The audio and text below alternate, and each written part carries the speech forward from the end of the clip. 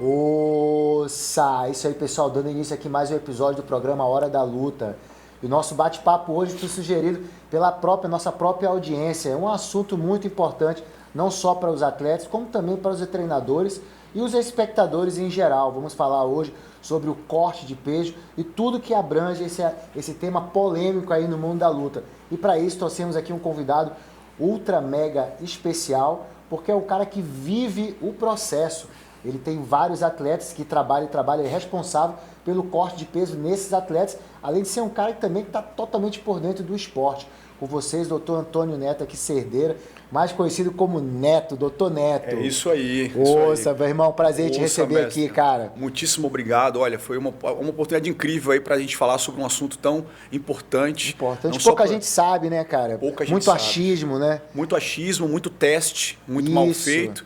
E aí no meio disso vem a longevidade do atleta, vem justamente aí essa corrida para ele conquistar algo que seja realmente muito produtivo dentro do trabalho dele, que é a luta. E a gente hoje vai quebrar uns tabus aí, cara. Vamos quebrar alguns tabus. Vamos lá, uma oportunidade que foi um bate-papo aqui que a nossa própria audiência sugeriu, né? Pô, poderia falar sobre o corte de peso, já que todo mundo faz de um jeito, cada um tem sua maneira de fazer. Exatamente. Então, vamos abranger vários aspectos sobre isso. Com certeza, com certeza. Bem, o primeiro que eu queria saber é o que é o corte de peso, essa diferença de perder peso, corte de peso. Fala pra gente aí. Acho que é um ponto muito importante, antes de a gente pensar especificamente numa diferença entre corte de peso e perda de peso, é que quando você faz uma perda de peso, normalmente você pode ter um objetivo apenas de emagrecer, né? E quando você faz um corte de peso, o objetivo é você se integrar dentro de uma categoria. E aí existe uma diferença muito grande entre um emagrecimento específico, pelo qual pode ser estético ou pode ser por uma questão de saúde, e a gente tem um corte de peso que, se esse cara não chegar, ele não luta, ou então ele tem perdas bem desfavoráveis em relação à sua bolsa, né? E muitas vezes, um cara que se preparou muito bem, mas que infelizmente ali no finalzinho, que é a parte principal, que é ele entrar na luta, ele começa a ter uma perda de performance absurda, porque a forma pelo qual ele encontrou para cortar esse peso foi de uma maneira desfavorável e que colocou em jogo aí todo o trabalho que ele vem fazendo, às vezes até por 6 meses, 1 ano. Então, quando a gente pensar num corte de peso, a gente está pensando numa conduta, numa estratégia que pode ser nutricional, da melhor forma possível, ou às vezes da pior forma possível, usado com muito fármaco, para fazer com que ele se enquadre dentro da categoria. Então, não é um emagrecimento, tá? Então, muita gente imagina, porque eu vi esse cara muito seco, esse cara perdeu 13, 14, 15 quilos, cara, do nada ele já apareceu muito mais cheio. O leigo tem muito essa questão, né? Esse cara emagrece muito rápido e engorda muito rápido. Para começo de conversa, o cara que faz corte de peso, ele não está preocupado em perder gordura. Ele está preocupado em chegar no peso certo para conseguir lutar. É a primeira linha. E já o cara que do emagrecimento, não. Ele está preocupado numa composição corporal, que é a gordura, que aí vale a pena a gente ressaltar que perda de peso, ou seja, emagrecimento, tem a ver com perda de gordura. Corte de peso entra carboidrato, entra água que vai embora e entra a gordura. Vai vindo tudo. E às vezes até uma perda de massa muscular. Então, não existe, às vezes, um controle fisiológico nítido dentro de um corte de peso para falar, rapaz, você vai cortar esse peso e a gente vai poupar o máximo possível dos teus músculos. É muito complicado. Principalmente se não foi feito a longo prazo, se foi feito com muito achismo, se o cara de repente copiou alguma coisa da internet, imitou um amigo que faz, que isso que normalmente acontece. Eu já ia entrar nessa parte agora, nesse tema. É uma matemática, tipo, cada atleta tem o seu ou não? Existe um padrão ali que vai seguir isso, todo atleta faz dessa maneira. Excelente. Ou cada um tem uma forma de perder, tipo assim, esse aqui perde de uma forma, os teus atletas, esse aqui precisa dar melhor nessa estratégia, cada um tem uma estratégia? Nós temos umas coisas que eu acho que são bem importantes, que eu acho que vale a pena ressaltar e levar em consideração, que é assim, às vezes o treinador em si, ele determina qual é a categoria. Ele, por algum motivo, ele fala, você vai se enquadrar na categoria Y. E a gente vai pegar um atleta que, de repente, pesa cerca de 75 quilos. E ele vai descer ali para 65 quilos, né? 10 quilos. Só que qual é o problema? O atleta em si, ele não tem, às vezes, uma responsabilidade de entender de que ele não tem que só chegar em 65 quilos para pesar. Ele tem que manter a performance adquirida durante os treinos para fazer uma boa luta. Então, onde é que eu quero chegar?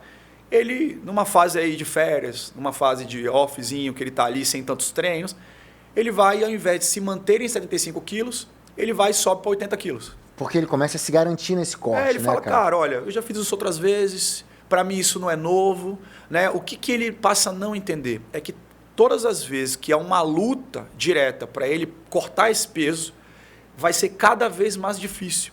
E o corpo se acostuma com a manobra que ele faz. Bora pensar em uma primeira manobra. Cara, eu vou começar a tirar todos os carboidratos, né, do meu dia a dia. Aí a gente vai fazer uma ressalva assim. Quando você faz o videotape desse cara dentro dos treinamentos, ele está numa altíssima performance, né? Ele está num volume muscular agressivo, ele está treinando duro, ele está batendo ali no saco de uma forma, ele está fazendo um sparring maravilhoso, ele está rendendo muito, né? E aí você imagina como treinador, porra, esse cara, quando ele chegar no peso dele, se ele tiver desse jeito, ele vai entrar muito bem. E aí vamos começar. Primeiro que o controle que ele tinha que ter é se manter no máximo com 10 quilos a mais. Ele não fez esse controle. Então ele subiu mais 5.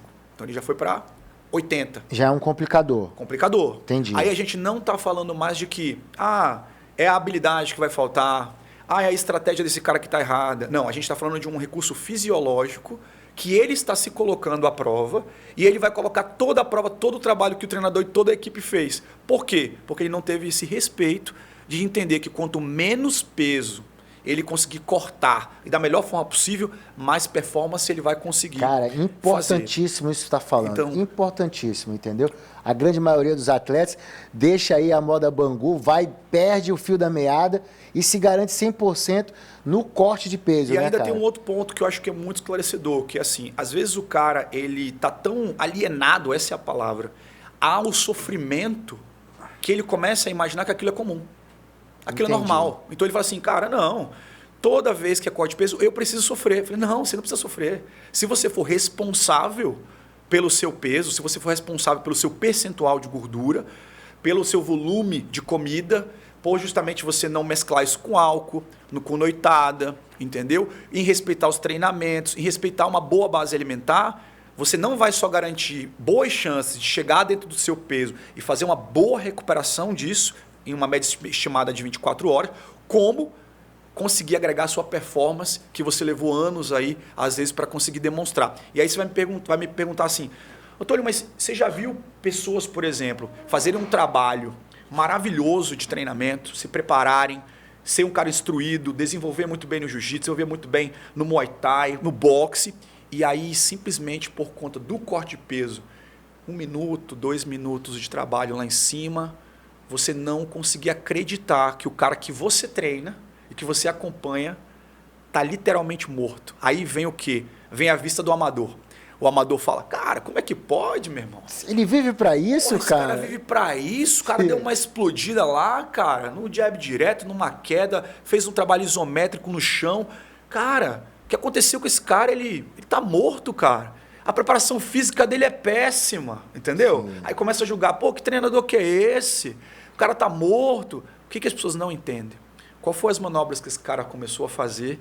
Ou seja, o desgaste que você está vendo ali na luta não tem a ver com o grau de treinabilidade dele, não tem a ver, por exemplo, com a condição dele de força apenas. Tem a ver com as condições fisiológicas que ele botou no corpo dele, também pela responsabilidade que ele deixou de ter, que levou ele a demonstrar aquela condição que não tem nada a ver com ele ali. Ele não mostrou nem 15% da performance que ele tem. Então, quando a gente for pensar no profissional, o lutador profissional, quanto mais informações ele puder e quanto mais cauteloso ele tiver com o controle do seu peso natural, vamos colocar entre 8 a 10 quilos, e eu já vou mostrar para você um exemplo de como é que a gente manobra isso para que ele consiga bater o corte e consiga mostrar a maior performance possível. Quando esse cara não tem essa linha de contexto de responsabilidade, sofre a equipe inteira. Sofre a equipe inteira. E aí você já percebe que a condição até cognitiva dele te responder durante a luta é diferente. Sim.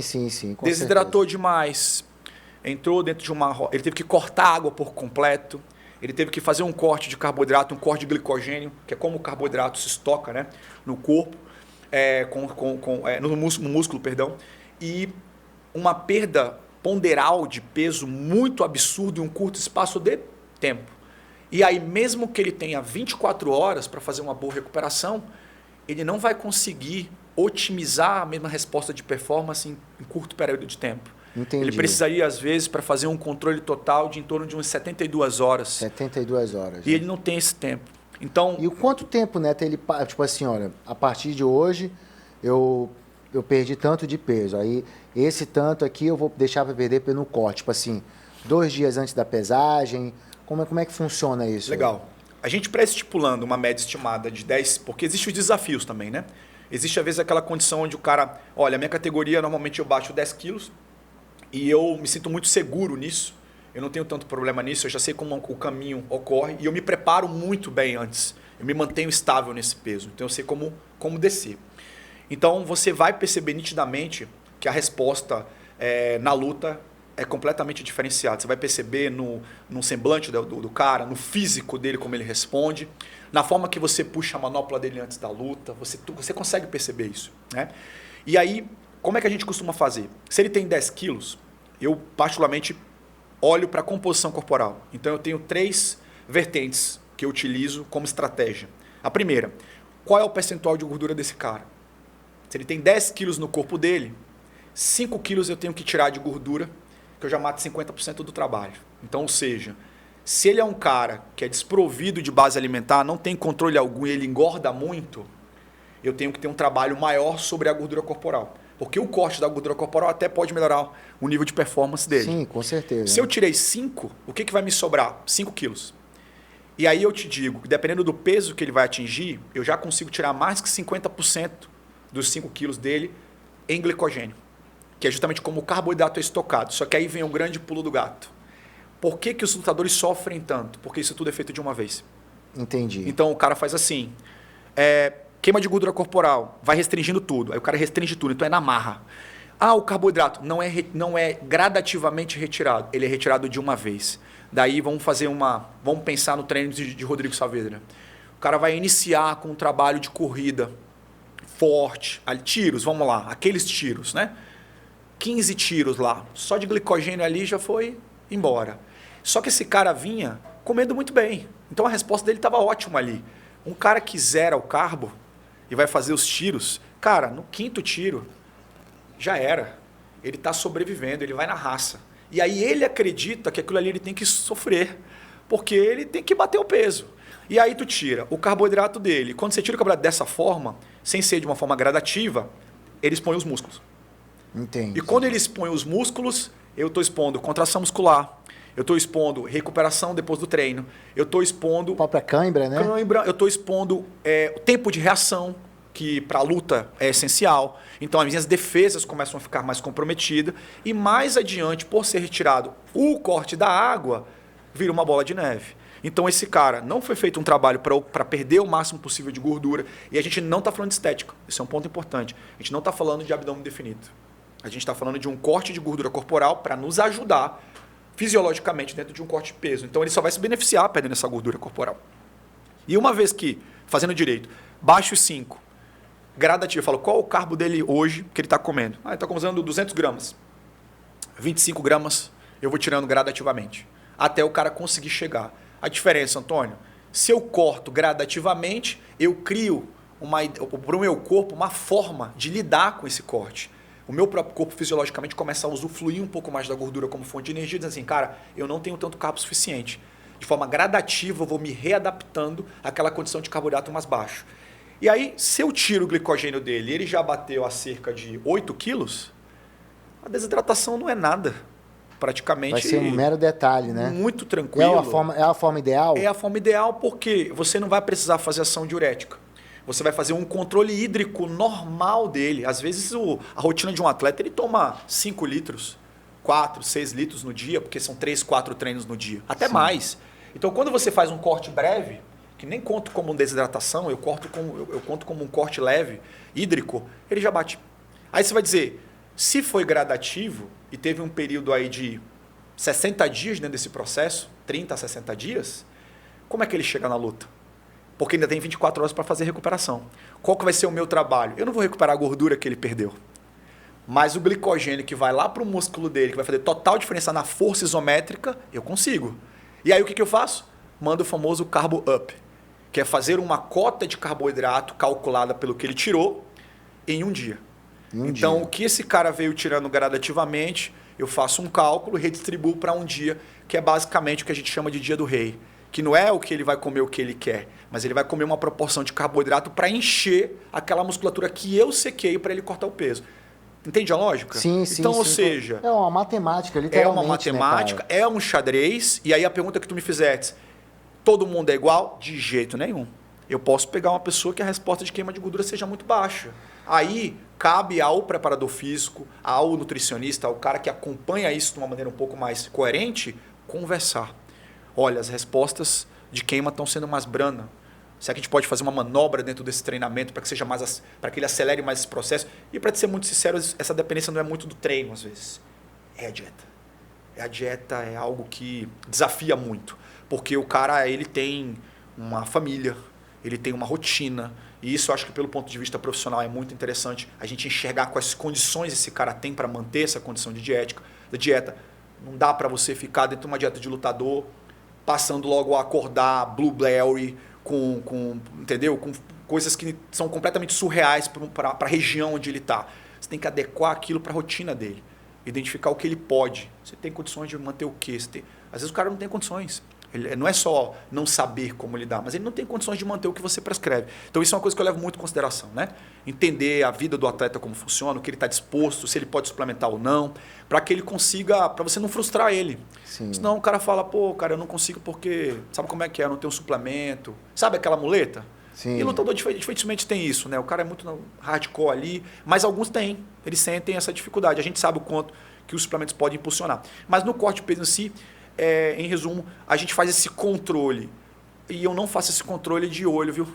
A gente passa por uma máquina de bioimpedância tetrapolar, a gente faz medida cutânea, a gente faz testes físicos para que a gente consiga ter esse apoio. Então não é nada, não é um tiro no escuro. Não, é de tudo que você está falando, é de suma importância, porque hoje acredito que esse número que eu vou falar aqui, até mais de 90% faz da sua forma, no termo de experiência, número de lutas ali, o que deu certo, Sim. o que deu errado. Ele não tem esse, mas quanto mais profissional ele vai ficando, cada vez é necessário ele buscar um profissional Sim. que tenha uma bagagem, já um conhecimento, assim como você está falando para a gente. Um ponto também que eu achei interessante, que você tocou, né, que quanto menos peso tiver, o corte para com relação ao corte de peso, né, melhor vai ser a resposta do atleta. Totalmente. E isso bate de frente porque, por exemplo, a organização mais famosa que a gente tem, o UFC, eles vendem muito isso, né? Ah, o atleta cortou 10 quilos, 12 quilos. Tem o Gleison Tibau, há um tempo atrás, o cara cortava 13 quilos, o Saint-Pierre colocava 10, 9. Então, você vê a situação dos caras, o sofrimento dos caras naquela época. Não sei também que eu estou falando de uma época aqui de 6, 8 anos atrás. O volume de informação vai estar sempre mudando a dinâmica do trabalho. Mas assim, o que tu acha sobre isso aí? Eu acho que existe um ponto muito... Eu acho que quando a gente pensa numa organização que vende, luta, tudo também vira em torno do marketing. Entendi. Né? Então, acaba que, de alguma forma, pode soar de uma forma positiva. Ele tenta vender, às vezes, de uma forma positiva a situação de uma depressão severa. Então o cara fala, você vai ver como esse cara vai estar daqui a pouco. Olha como ele está agora. Pô, esse cara quebrou 16 quilos. Por uma visão leiga, o cara ainda chama de guerreiro. Né? Porra, guerreiro, hein?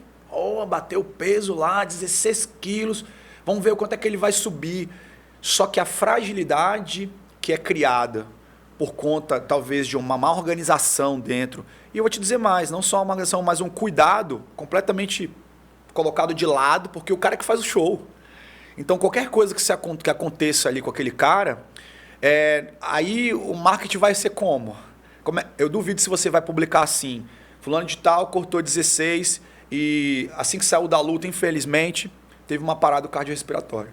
Sim, com certeza. Virou o contrário. Então, o cara não vai vender essa... Eu não sei como é que ele vai vender isso. Ele vai dizer se o cara tinha uma predisposição, infelizmente passou mal, não é passou mal. Como é que aconteceu isso? Então, ao meu ponto de vista, se existe um cuidado com o cara que faz o show, se é o cara que faz o show, eu preciso de uma equipe, que não é apenas uma equipe médica para limpar meu rosto, para passar ali um negocinho para na hora de bater não abrir tanto. Não, eu preciso de um cara que realmente, com uma equipe ali, que esteja em prontidão para saber como é que você está fazendo talvez uma semana antes, para averiguar um pouco mais, porque eu preciso de longevidade. o evento em si ele gira em torno do lutador, né? Sim. Então, quanto mais longevidade aquele cara tiver, quanto mais cuidado eu vou ter com ele, mais show esse cara vai ter e assim sucessivamente. Agora, como de alguma forma eu acredito que o evento também pode ser assim, cara, isso é uma particularidade da tua equipe. Eu estou aqui para montar o evento, né? Mas você tem que me dar segurança de que esse cara vai estar bem para fazer o show. Existe isso também. Então aí a gente já parte para uma particularidade da equipe em si ter que ter esse cuidado, a equipe médica mesmo ter esse cuidado de saber como você está. Porque o que não dá para confundir é você colocar o lutador dentro de uma condição completamente comprometedora e dizer que isso é ser guerreiro. Porque mais para frente o sofrimento vai acontecer, outros problemas maiores, ou pode mais para frente até diminuir o prazo desse cara lutar. E aí... É o que acontece bastante, né? A gente vê o atleta, às vezes, perdendo a categoria, né? Ele vem de uma sequência de não bater o peso até uma hora que fala, ó, tem que subir de categoria. Sim. Né? A gente vê isso também. Ainda tem uma outra condição, né? Eu acredito que hoje, com a condição do doping, existiu esse controle um pouco maior sobre a conduta de peso. Mas se a gente for pensar em alguns modelos de organização que não tinham doping, e que existia sim um peso para se bater, mas não tinham doping, né? Aonde é que eu quero chegar? Às vezes, a transição de categoria ela era um pouco mais facilitada por causa do doping. Entendi. E em qual correlação estou falando isso? Porque o doping em si, o anabolizante em si, ele vai colocar esse cara em um patamar maior de massa muscular, de um percentual de gordura mais baixo. Se você olhar para o físico dos atletas do Pride, por exemplo, sim, eu ia falar você vai disso visualizar agora. Caras gigantescos ali com uma potência absurda, com um grau de resistência absurdo. Alguns não estão entre nós mais, né? Sim, mas os caras estavam dentro de uma posição de doping onde não existia uma preocupação ali. Um exemplo clássico ali é o Kevin Handman, né? Kevin Handman é um cara surreal, um monstro, né? Um fisiculturista lutando, né? Um fisiculturista lutando, exatamente. É uma coisa absurda, né? E aí você vê que as respostas fisiológicas dos caras crescem cada vez mais. E o crescimento de peso exponencial, que nem sempre era um peso gordo, era um peso na composição corporal, era um peso de músculo, né? É uma anilha, né, cara? É uma anilha, cara. Então, e os caras realmente tinham essa proposta.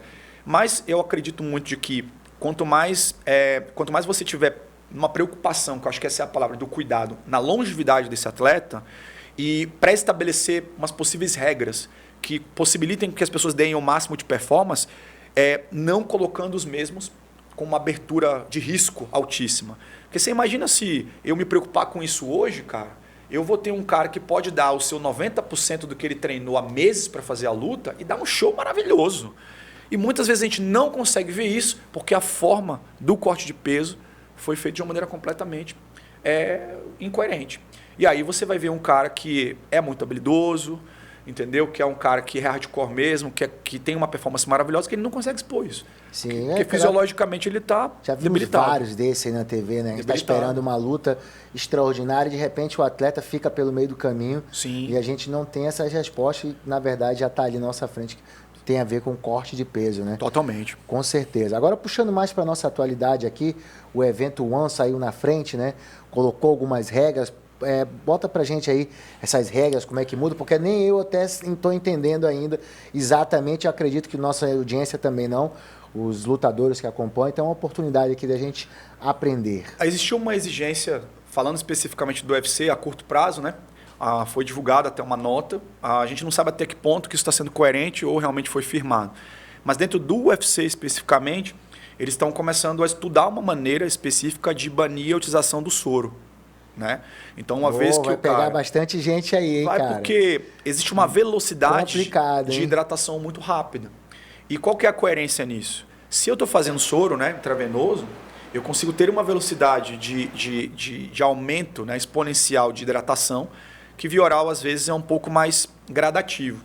E aí, isso, às vezes, crescia aos olhos do cara que tinha um peso muito alto e fragilizava muito a questão de desidratação e disse assim, cara, eu consigo chegar nesse peso rápido porque eu vou fazer o soro.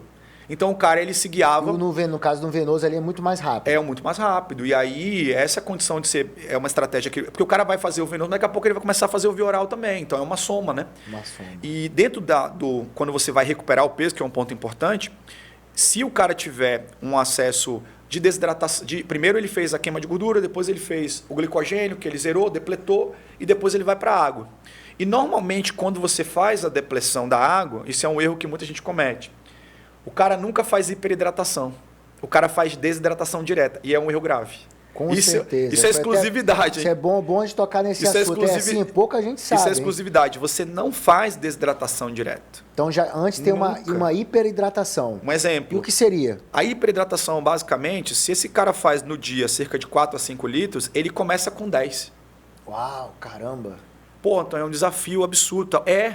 Mas é porque você vai colocando mais e vai soltando. Fisiologicamente, o que acontece nessa transição? Quando você vai fazer primeiro a hiperidratação, para depois fazer a desidratação, o teu corpo consegue ter uma resposta de liberação de água uma velocidade um pouco mais exponencial, porque entrou muito, então ele consegue jogar mais fora, né? A bomba de sódio e potássio, ela sofre, entre aspas, menos do que se você fizer de uma vez a desidratação. Então a gente aumenta primeiro, né? Faz aí 10 a 8, dependendo ali, e você vai quebrando de 2 em 2. E aí vai para 500 até chegar a 0, se for necessário.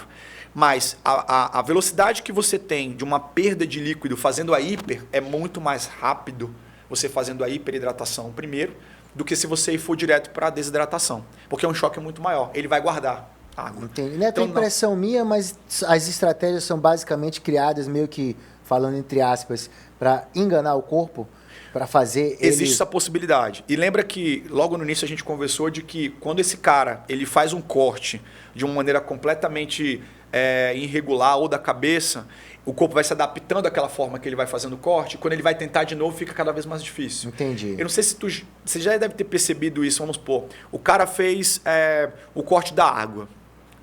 Cara, lá atrás ele fez e deu. Hoje ele tirou a água, zerou, chegou em 500 ml, parou, ele tá lá manoplando, tá lá com saco plástico, tá lá com... E nada. Aí o cara vai fazer assim, cara, não deu. Qual é o próximo aí? Bora fazer banheira? Aí ele vai, aí faz banheira. Aí quebrou um pouquinho, falta 2 ainda. Faz o diurético. Cara, isso daí é que tu tá falando, já passei por várias vezes essa situação. Aí o cara bate um desespero. Aí na o cara galera. vai falar assim, fulano, você sabe me dizer agora o que a gente faz? Porque é o seguinte, o cara tirou a água, o cara não comeu, ele já tá 0 comido o dia inteiro. Olha lá, velho. São vários complicadores, né? Vai subindo, né? Aí, o que eu entendo com isso, e aí eu vou te dizer sobre a minha experiência no fisiculturismo. A gente dizia o seguinte, quanto mais métodos você quer fazer naquele momento ali para fazer o cara ficar bom, mais atrasado você tá. Tá atrasado. Não tem como. Errou lá atrás. Completamente. E aí você quer ganhar um tempo com aquilo, entendeu? Só que esse ganho de tempo que é para você subir e falar, nossa, guerreiro, conseguiu. Porra, a gente não consegue essa. Era pro cara sentir o quê? Porra, eu não quero passar por isso de novo. Esse era o natural. Sim. Só que aí, infelizmente, o masoquista, né? Ele vai dizer, pô, se eu conseguir, a próxima eu consigo de novo. Entendeu? E aí o que acaba acontecendo nesse momento? O cara fica testando o método. Tirei uma, tirei outra, fui pra banheira, fiz manopla, subi de novo, sauna. Ele vai por eliminação. O saco, e vai correr e tal. E aí, bicho, método diurético. Então, se tu perceber, todos esses métodos que serão utilizados, normalmente, no máximo, se usa 1. Entendi. 2, 4. Essa é a forma que, pô, o cara fez tudo certo. Cara, ele vai ali, cara, eu vou fazer uma sauna e vamos bater. Ou desidratei, já estou muito próximo de bater, vou fazer uma manoplinha ali, vou comer, às vezes dá, entendeu? Mas, se você perceber, o cara vai por eliminação porque ele está literalmente perdido. Essa é a questão. Está perdido. E aí, a gente não tem como chegar para um cara que é um treinador que ficou anos, né, acompanhando o treino, vendo como é que funciona, exigir que o treinador saiba disso de uma forma fisiológica, porque cada um no seu quadrado. Sim, Isso é um outro ponto que os caras culpam às vezes. Não, mas é por causa do treinador, não sabe fazer o corte de peso. Eu falei, meu amigo, que o cara seja tudo. Entendeu? Ele é o coach, o treinador, ele é o cara que dá a motivação ali, tu quer que ele ajude o cara. Então, assim, a experiência é muito válida. Isso é uma coisa que eu sempre falo. Como é que é o seu corte de peso? É a primeira coisa que eu pergunto. Como é que você faz? Por quê? Ele conhece o corpo dele. Eu estou entrando agora, eu tenho que ter essa humildade. O que acaba de errado? O cara chega no consultório e fala assim, não, esquece tudo que tu faz. Tu vai fazer o que eu quero. Eu não conheço o cara. Como é que eu vou fazer o que eu quero? Então eu tenho que respeitar a experiência que ele tem, entender o que ele está fazendo ali. Aí eu vou compreender a forma que ele faz, saber se realmente tem coerência e no que eu posso colocar de ferramenta para melhorar. Isso é um critério que eu acho que é muito levado em consideração. Mas as pessoas que você percebe que já estão em 5, 6 metros para tentar quebrar, daqui a pouco ou ele muda de categoria, ou ele vai ter performance podre lá dentro. E não vai ser culpa do treinador, não vai ser culpa da equipe de treinamento. A gente vai ver que está acontecendo bastante. Vai fragilizar. Né? Perder bolsa, não bater o peso. Pronto. Perder bolsa, sentido no peso. Voltando pro UFC, então, que basicamente está tentando regulamentar essa situação do soro. O One Championships, ele fez o seguinte, ele determinou que daqui a pouco não vai mais ser tolerável você fazer o corte de peso usando a desidratação. Não vai ser mais tolerável isso. Então, se você usar ação diurética, o cara vai coletar a tua urina para saber se você... E aí vai começar as perdas de bolsa. Então, eles estão muitas categorias vão mudar. Pré-estabelecendo estão pré-estabelecendo isso daí para tentar minimizar os possíveis problemas a mais que os lutadores poderiam ter. E de pessoas que já fazem a longo prazo mais experientes, que um cara que entra com pouca experiência, talvez com uma habilidade, talvez um cara que está surgindo agora não consegue, mas e dá o show que ele tem que dar por conta de um peso que ele não está conseguindo bater. Então, eles estão exigindo com que, se você tiver que fazer um corte específico de peso, ou se enquadra dentro de uma categoria, quais são as 3 manobras que eu falei no início? O cara tem ou o carboidrato para trabalhar, que é o glicogênio muscular, ou a gordura corporal e a água. Se a água não puder... Só tem 2. Só tem carboidrato e gordura corporal. Aí você também vai começar a perceber que o condicionamento físico de uma grande maioria vai precisar mudar. Porque ele não vai mais para entrar gordinho, balançando a barriga, dizendo assim, tá vendo só? Ninguém que está falando de estética, eu fui campeão. Porque aquela reserva ali é uma ferramenta para ele trabalhar na luta. Aquela reserva ali, para ele trabalhar, ele vai ter que baixar. Porque ele não tem mais a água para tirar. Não tem mais o recurso. E aí eles também estão estudando uma maneira de pensando assim, a equipe vai estudar o teu peso, um peso teu que seria saudável. Então ele vai dizer assim, olha, o teu peso saudável é cerca de 75 quilos. Você não pode baixar 10 a 15% a menos desse peso saudável, senão você também pode perder parte da bolsa. E aí existe uma condição que já é pré-estabelecida de que até meio quilo, basicamente é permitido para uma decisão de cinturão, né? Meio quilo. E se não for decisão, é até 1 quilo. Né? Tem essa jogada. E aí, se a gente pensar nas lutas, são 20% de perda, né? 20% de perda de uma bolsa. Pô, para quem está começando... É um valor muito grande. Ainda tem essa condição de patrocínio, tem a situação, às vezes, de empresário. Então, sim. perde muito, né? 20%. Perdeu 20%. Tem que dar 10% para o treinador, 10% para o camp. Pô, basicamente fica nada. Se o cara que estiver começando a carreira... Aí você consegue imaginar o quanto de segurança que esse cara tem que ter consigo, né? De cuidado que ele tem que ter consigo e muita responsabilidade, porque o bater o peso, o corte de peso em si, a estratégia que vai ser feita, é uma condição de... Cara, eu tenho que entender que isso aqui é um respeito que eu tenho pelas pessoas que estão comigo, me apoiando, entendeu? Com certeza. Elas não podem mais ficar loucas aqui, fazer com que tudo aconteça. A vida de pessoas que auxiliam esse lutador está em jogo, né? A família, nos ganhos. Então quando você não corta o peso certo, você despreza, você acha que você vai conseguir. Você acaba até pensando que pensa assim, não, mas é porque minha equipe, pô, a gente tentou de tudo, não deu. Não, a culpa é tua. Tu tem que ter uma autorresponsabilidade sobre isso, né? Tá todo mundo em prol de você. Mas você tem que ter uma autorresponsabilidade de, cara, eu preciso fazer o que precisa ser feito, porque a minha equipe fez por mim o que precisa ser feito. Tá todo mundo comigo. Mas ninguém aqui, como é que vai fazer daqui a pouco, quando eu não conseguir cortar? Vai tirar uma perna para eu lutar com uma perna só? E aí de quem que é a culpa? Então eu preciso ter essa responsabilidade. Eu acho que nós como profissionais da área de saúde precisamos aí dar a direção melhor para os lutadores que não conhecem, conversar com os treinadores e nunca, de maneira alguma, usar o ego.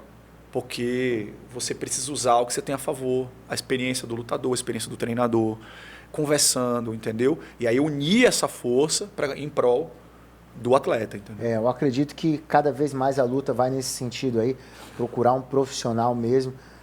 Neto, eu não sei se tu percebe essa linha, né, que o Antras deu início agora, né? Eu vejo também dessa forma que está começando a existir uma preocupação com a longevidade do atleta, né? Até a forma como ele vai ter a vida dele depois que ele parar, né? Porque o corte de peso é uma coisa agressiva. Muito. Mesmo ele se precavendo, fazendo o processo certo, é uma agressividade que tem no corpo. Tu consegue ver isso também? Se o atleta tá começando a ver uma preocupação com a longevidade desses atletas? Existe uma coisa que acontece em todos os esportes, que é uma preocupação de reganho, né? Porque quando você tem, principalmente com o atleta de luta, que é algo que hoje eu acompanho um pouco mais de perto, a vivência ali com 4, 6 horas de treino, às vezes mais do que isso até. Então é um gasto energético, uma mudança metabólica muito constante, diária, de estímulo, que exige, né, um controle de nutrientes, de ingesta certa, de cálculo de carboidrato, de sono, né? Às vezes até meio conturbado. E quando a gente pensa só nesse contexto de treinabilidade e dieta específica, tu já tem um desgaste. Porque ninguém aqui é robô, né? Então o cara tem um desgaste articular, o cara tem um desgaste muscular, o cara tá aí fazendo físio, o cara tá buscando o que ele pode. E mental também, mental, né? Totalmente, cara. Vamos já totalmente. tocar isso na parte final do mental dele. Inteligência emocional total. E aí o que acaba acontecendo? Tanto é que esse cara, ele tem muita renúncia. Eu acho que a vida do atleta é uma vida de renúncia, né? Mas é uma vida de renúncia de propósito. Então o cara não renuncia à toa. Ele não renuncia porque todo mundo renuncia. Ele renuncia porque ele tem um propósito, a não ser que ele seja um amador. Que o amador ama a dor. Né? É verdade. Então, se ele ama a dor, ele não tem propósito nenhum, ele vai estar ali. Agora, o cara que realmente é profissional e que tem um treinador, o treina dor. Então, o cara vai treinar a dor dele o máximo que ele puder para ele conseguir conquistar. E dentro da longevidade do atleta em si, que é o período que ele está sempre disposto a lutar, aconteceu algo há pouco tempo, que foi uma coisa vinculada ao TRT, que é basicamente o uso da testosterona de suspensão, que aconteceu com quem? Com o Vitor Belfort. Então, se você percebeu que o grau de treinabilidade ok, base alimentar ok, a constância ok, mas a base hormonal do cara fisiologicamente teve alteração. Ele já não conseguia mais manter o mesmo nível de performance porque fisiologicamente a sua produção de testosterona já não era mais a mesma. E aí teve que fazer uma intervenção endócrina. Só que aí a competição percebeu que, cara, isso poderia ser um doping. E aí esse cara pode levar além, ele pode recuperar mais rápido, ele pode ter mais força do que o outro. No nome que tu citou, né, cara, a mudança foi nítida, né, cara? Completamente. Inclusive no próprio card do Vitor Belfort, as lutas que ele fez com a reposição, né, com o TRT, com outros. Tem um asterisco, né, cara? Você viu lá? Sim, tem um asteriscozinho e os atletas até, tipo, tiram onda com ele, né? Sim. Não querem contar, tipo, porque a verdade é que ele ganhou de muitos caras, assim, naquela época que ele estava usando, né, a reposição. Sim. E a performance dele era igual de como ele tinha 19 anos, cara. Sim. O nível de explosão dele era surreal, O que a gente tem que levar em consideração é que a droga em si, ela não faz o trabalho, né? Faz a diferença? Faz, mas ela não faz o trabalho. Ali tinha um cara altamente treinado que recebeu um combustível necessário, mas aquela execução que a gente viu não foi em virtude apenas da condição fisiológica da droga, foi do todo o trabalho que ele vinha fazendo. Então você colocou o combustível no carro certo, né? E aí houve esse receio. Aí por que eu estou falando disso? Porque isso também é longevidade. É um cuidado específico com a base hormonal do atleta, que por algum motivo parou e o cara teve que cessar. Então, a longo prazo, assim como já no futebol já existe há um tempo, um exemplo, você vai comprar um jogador hoje, você acha que você vai ver só a fita dele fazendo gol? Nunca. Cadê os exames do cara? Quantas lesões ele teve? Chama o fisiologista do time, que é o cara que entende aspecto fisiológico, e me mostra qual é o VO2 máximo desse cara. Me mostra quanto que ele corre.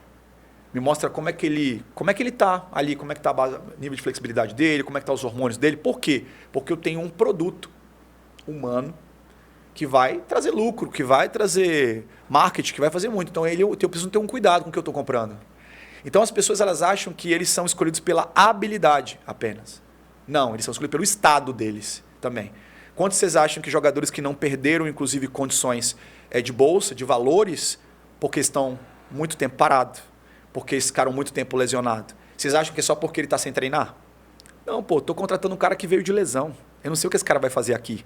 Então, dentro da negociação, isso é visto. Então, Entendi. Com o lutador, não vai ser diferente disso. Diga-se de passagem, tem um detalhe interessante. O nível de lesão no futebol acaba sendo muito maior, Sim, às vezes, que na luta. Com certeza, com certeza. Né? O futebol machuca muito mais do que a luta. Muito mais. Então, as pessoas que não sabem disso, é porque Sim. a gente vê ali, né? Mas vai conversar, você vai ver. Então, eu acredito sim que mais para frente vai começar... Porque assim, querendo ou não querendo, existe uma coleta de exame que é feito do lutador antes de entrar. Existe todo um estado que ele precisa estar. Eu acho que mais para frente a organização em si também vai começar a olhar para esses critérios. Então, quanto melhor esse cara estiver, dentro de uma condição física, dentro de uma condição hormonal ali, mais válido de longevidade ele vai ter dentro da escola de trabalho. Entendi. Então, esse cuidado tem que ser dobrado, né? Entendi. Ele é o cara que dá o show, né? E a gente está falando muito do corte de peso, né, em termos masculino, mas o feminino também está crescendo bastante nas organizações, né, atraindo muito aí patrocinadores, né? Inclusive aqui em Manaus a gente tem excelentes lutadoras, a Dai Monster, a Kathleen Esquentadinha, né, que ficou até de vir aqui no nosso programa também. Legal. Existe diferença? Cortar o peso a mulher e o homem, a mulher é mais difícil, um cuidado redobrado, como é que funciona, né, na parte das mulheres? A gente tem um aspecto especificamente fisiológico da mulher que se difere bastante, né? Começando pela composição corporal. Mesmo que essa mulher treine bem, que seja uma boa atleta, não tem como a gente comparar a massa muscular de um homem como de uma atleta, né? Ela tem uma proporção de massa muscular diferenciada, o que já deixa ela dentro de um metabolismo diferente também, mesmo que ela seja atleta, porque ela impõe muito trabalho. Então, dentro do corte de peso da mulher também é levado em consideração os fatores hormonais. Um exemplo, se você tiver que fazer um corte dentro de um período, por exemplo, menstrual. Entendeu? Não sei se isso de repente acontece, se existe uma condição específica dela ter que lutar, como é que isso funciona, porque eu até então não tive tantas oportunidades de trabalhar com mulher nessa condição. Mas o que a gente percebe é que a perda de peso dela exponencial é um sofrimento um pouco maior. Porque a mulher existem necessidades nutricionais diferenciadas do homem. E essa condição, por exemplo, de retenção hídrica, às vezes é causada simplesmente porque ela usa anticoncepcional. Entendeu? E como é que ela vai fazer? Ela vai ter que parar o anticoncepcional para ter mais controle hídrico. Então, existe uma série, às vezes, de medicamentos que ela impõe porque ela tem problemas de inflamação, né? Ela usa corticoide. E aí, se de repente essa mulher já usou algum modelo de anabolizante, as respostas são outras. Então, eu acredito que essa fase para ela é muito mais complicada. Ela fica mais vulnerável a nível de massa muscular, principalmente se o corte for muito agressivo e rápido. Tudo que é muito rápido, sabe, ela vai desidratar muito mais, então pode mexer. E você vai perceber também que a performance é prejudicada, assim como no homem também. Mas uma coisa que a gente percebe nitidamente na mulher, e que vendo as lutas, é o punch. O punch você percebe que você vê ela no treino, voando, sabe, bem hidratada, comendo ali. É uma coisa, velocidade, resposta.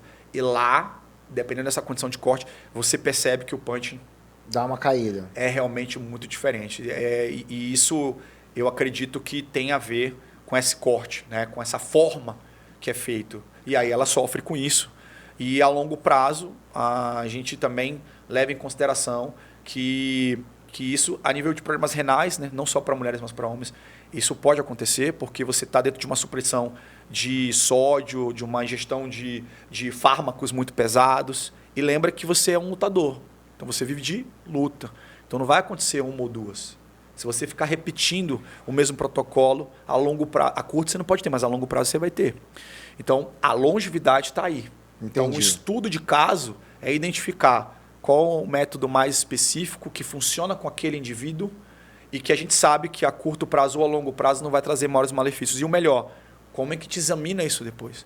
Solicitação de exame, né? Saber como o lutador está, o atleta que já tem condições de solicitar exames, procurar realmente uma condição médica para orientá-lo melhor. Pós-luta, como é que o meu corpo ficou fisiologicamente? Quais hormônios mudaram? Né? Teve alguma oscilação? O que eu tenho que me precaver ali? Um outro detalhe muito interessante que no futebol, eu vou fazer essa outra comparação. Quantos que a gente viu morrendo no campo?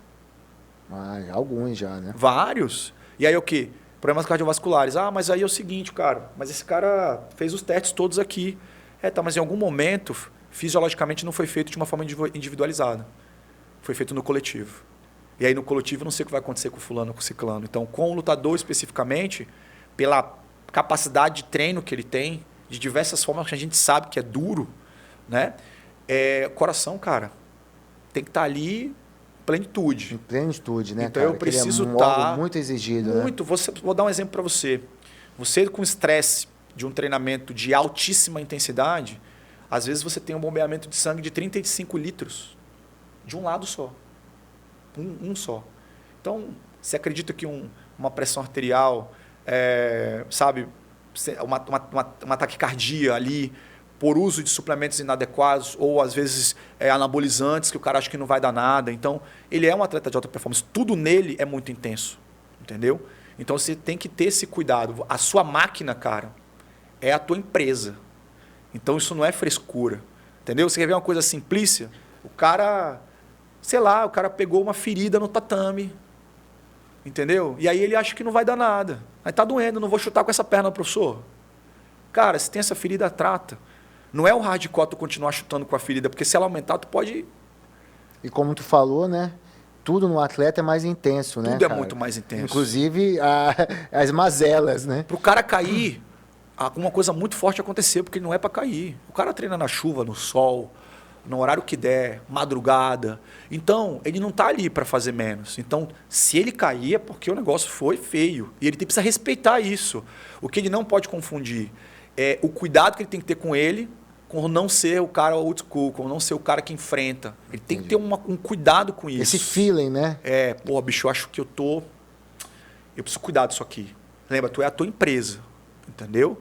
Então, se isso se ferir ali, se realmente for uma coisa te prejudicar, você não avalia, você não está em constante, né, ajuste, vai penalizar. Vai sofrer o dano ali. E aí, antes da gente trocar mudar a pauta do assunto, né? Sem dúvida. Enquanto tu falava aí do punch feminino, lembrei muito da Chrissy Borg, né? Das apresentações dela, que quando chegava o terceiro round, o negócio começava a complicar para ela, né? A performance dela assim, caía drasticamente, enquanto o primeiro round era um monstro, monstro. Chrissy Borg era um monstro, né? Round. E você percebe que é estratégico, porque às vezes o treinador, ele já sabe disso. Ele já tem isso na mão. Ele vai dizer assim, a gente já sabe que é o primeiro e o segundo. Aguenta até o terceiro. Né? Sim, estratégico. Sim. Isso é um xadrez enorme, né, ali. E você fala, por quê? Porque você sabe que ela vai ali, ela vai começar a dar a mão. Né? Talvez pode ser pego de surpresa se ela fizer uma preparação diferenciada e ela render no terceiro, né? Sim. Mas se o cara acompanhar várias e perceber que ela começa a quebrar nessa condição, ele fez uma leitura, que diga-se de passagem, isso é muito inteligente na luta, a leitura, o cara está te estudando o tempo inteiro, e essa é uma condição fisiológica. Você sabe que o glicogênio dela só vai render, ela vai explodir, ela explodiu demais, ela fez muita isometria, e ela não está pronta ali, ela não teve o tempo de recuperação suficiente para ter essa volta respiratória. E aí vem aquele caso que aconteceu recentemente. A luta do John Jones. Né? Você viu aí, o John Jones subiu o peso e tal, o John Jones tá meio barrigudo e tal. Até falei, o pessoal tá exigente, né, cara? Vocês querem que o cara subiu de peso, mas subiu de peso treinando. Foi a melhor forma dele subir de peso? Fisicamente não, mas ele foi eficiente. Sim, bastante, né? Então, assim, aí você vai dizer assim, se ele perde com aquele abdômen, hein? E ele ganhou. E ninguém falou nada na linha de cintura dele. Sim, né? É verdade. Ninguém falou nada na cintura dele. Cadê? Né? O outro, basicamente... bem observado. Ninguém falou. Passou batido. Ninguém exatamente falou nada. Então parece assim que, cara, eu vou calar com a minha performance. E pronto. Agora, existe uma consideração ali que vale a pena ressaltar, de que quando esse peso, dentro do treinamento, ele é ganho, o cara não perde tanta performance. Porque ele ganhou treinando. Ele não ficou na rede lá, comendo, e opa, acordei, vamos lutar. Não é a mesma coisa. Eu também não fiquei aposentado, sem treinar, ganhei o peso e fui para a luta. O que a gente vai entender ali é o seguinte, existe uma manobra de transição. Ganho de músculo não acontece tão rápido assim. Então não tem como a gente exigir dele que ele venha monstruoso, com o abdômen todo definido, porque, lembra, também tem o fator idade. Também tem qual o modelo de treino que ele faz e qual a dieta que ele está fazendo, que a gente não teve acesso. Mas eficiente ele foi. Agora, o que eu posso dizer para vocês é que quanto mais gordura, às vezes, na linha de cintura, dependendo da forma que esse cara ganhou, a pressão sobre o diafragma é muito maior e a recuperação depois de uma explosão, uma isometria é muito mais lenta. Entendi. Entendeu? O cara fez uma isometria muito forte, é muito mais lento porque ele tem uma pressão muito maior sobre o diafragma. E isso é estudo de caso. Mas a gente ainda vai ver ele fazendo muita coisa boa, acredito eu, né? E aí tá a gente espera que... agora na categoria, né? É novo, né? Vamos ver aí se até como que vai ponto, ser. como vai ser a performance dele. Mas acho foi sinceramente, acho muito cedo. Eu vi alguns comentaristas, né? Falando o melhor de todos os tempos. Eu acho que é a primeira luta dele na categoria. O cara leva em consideração o histórico, né? E aí, de novo, o merchandising sim, bom vender, né? É bom vender, né? É bom vender. Neto, e a gente o tempo todo falou, né? Dessa agressividade que o atleta passa a vida inteira, físico, abdicando de muita coisa, renúncia, né? Muita renúncia. A renúncia. Então, isso aí no dia a dia do atleta, a parte social do atleta, ele tem família, vai para os eventos, aniversários, tem que ficar privado. Sim. E aí a gente vai num ponto agora que muito atleta vai prestar atenção agora, a galera das antigas, né? Aposentadoria. O atleta se aposentou. E aí o que a gente vê, 90%, eu lutei também, essa compulsão, tem uma compulsão muito grande, né? Tem que estar toda hora me monitorando, e alguns atletas chutam o balde, tipo, me privei a vida inteira. E aí quando a gente vai ver, o cara está 30 quilos acima do peso. A gente vê muito atleta que parou há 2, 3 anos, os caras estão completamente fora de forma. Fala um pouco, às vezes não é o cara que quer, às vezes ele se privou, então a compulsão vem muito forte, cara, em relação a isso. Sim. Troca uma ideia com a gente sobre isso aí também. Isso é um ponto que a gente chama de destreino. Destreino. Tá? E aí, existem alguns critérios que são muito importantes, né, nisso daí. Primeiro, assim, a capacidade de treinabilidade do cara foi diminuída por zero. Né? Se ele, de repente, começou a orientar mais atletas, se ele tem a academia dele, se ele, de repente, é um cara só que demonstra, ele não está na guerra ali, porque ele fez isso por muito tempo, porque isso cansa, né? Ele faz outros investimentos, e aí ele começa a olhar para o que ele fez para trás, imaginando que ele foi punido também. Entendi. Que eu vivi uma linha de punição, velho. Foi punição para mim o corte de peso, foi punição para mim várias e várias vezes não ir para uma festa, não provar uma bebida, não de repente comer uma comida que eu quero. E agora sim, eu conquistei, um exemplo, uma condição econômica mais satisfatória, e eu me vejo em que eu posso comer tudo que eu quero, a hora que eu bem entendo. E eu vou te dizer que isso não acontece só por causa da luta, especificamente. Isso também é uma crença lá de baixo. Vou dar um exemplo para você, maior. Era difícil eu comprar tênis. Bicho, eu tinha só um tênis. Ou no máximo 2. Um era para sair, um era para a escola. E aí eu me vejo numa condição hoje mais elevada. Quando você se pega, você vai olhar, você tem armários e armários e armários e armários de tênis. Uma comparação aí. E aí o cara vai dizer, bicho, mas tu usa isso? Não. Mas é uma crença tua lá de trás, tu não tinha. E tu tem total possibilidade. Com a comida não é diferente. Então, com a comida é assim, cara, eu vou poder comer o que eu quero, cara, eu já não estou mais na pegada do atleta, ele usa isso como muleta também, eu já não estou mais fazendo aquela coisa que eu fazia antes, eu não preciso provar nada para ninguém, eu tenho todos os meus títulos, entendeu, aqui. Só que o que ele esquece, cara? Ele precisa viver, né? E agora entra uma outra condição, ele tem pessoas ao redor dele que dependem dele, não mais como um atleta, mas como pai, mas como de repente um amigo, como um treinador. E aí ele tem que ter um cuidado com ele agora, com a saúde dele. Não se trata de provar, não se trata de demonstrar que ele precisa estar no shape naquela idade, para dar exemplo, porque isso é um peso que ele leva com ele, entendeu? E aí, às vezes, o que acontece? Toda a questão metabólica desse cara ao longo da vida inteira foi estimada ao extremo, pô. Essa extremidade vem o inverso. Eu vou comer, só que a proporção de gasto que eu tenho já não é mais a mesma coisa. Eu já não gasto mais. Ele até come muito próximo do que ele comia antes, quando ele treinava. Só que o gasto energético dele é muito baixo. E aí ele vai começar a acumular. Então, se eu for pensar num destreino, a minha indicação seria, primeira coisa, para um estresse mental, não escolher o que ele mais fazia. É a primeira ponto. Descobrir, de repente, um outro hobby, cara. Uma outra atividade, né? Vamos dar um exemplo de um cara que a gente conhece muito bem? O que o Dorian Yates faz hoje? Pô, o Dória faz yoga, ele faz pilates, ele pedala. Ele corre, pedala, ele faz triatlon. Sim. Entendeu? E pega peso muito leve. Tu viu que o dorsal do cara diminuiu bruscamente e tal. O teu corpo se adapta mais à modalidade que você mais faz. Se você colocar um corredor aqui em um cara que treina musculação gêmeo, você vai ver que as composições corporais, a estrutura muscular deles vão mudar de acordo com a modalidade. Daqui a pouco o cara que faz musculação não consegue correr o que o outro corre e vice-versa. Então você se adapta àquilo. E no destreino, o que eu acho mais interessante? Não buscar o que você mais fazia. Vai para um outro hobby, cara. Vai nadar, vai... Por quê? Eu mantenho o gasto energético. E eu ainda controlo uma capacidade de energia de ingesta. Senão eu vou ficar me premiando. E aquele tesão de sentir o que você sentia após um exercício em alta extremidade, você vai sentir fazendo outras modalidades. Isso já vai te ajudar muito, né? Porque se o cara para por completo e ele começa a se premiar com comida, com bebida, porque isso começa a acontecer, eu mereço. Sim. Primeiro que, cara... Eu posso. Exatamente, não é só nem eu merecer, eu posso. Cara, se eu for olhar para a comida como uma condição de prêmio, sabe o que me soa? Soa aqui aquele cachorrinho que tem que entrar dentro do tubo, que eu boto um biscoito e ele passa. E a comida não é isso. Você tem que usar a comida ao teu favor. Se você perceber que há esse descontrole sobre você, a comida está te controlando. E ela não entra na tua boca sozinha. E você tem que perceber que você não está naquele treino mais. Mas a tua saúde está em jogo.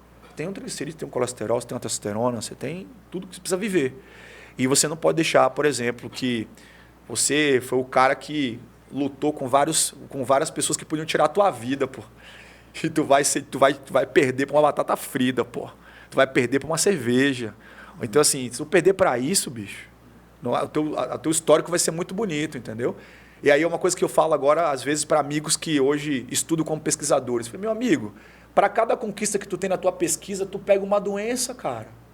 Como é que vai fazer? A gente vai estar lá em cima do teu gachão, PhD.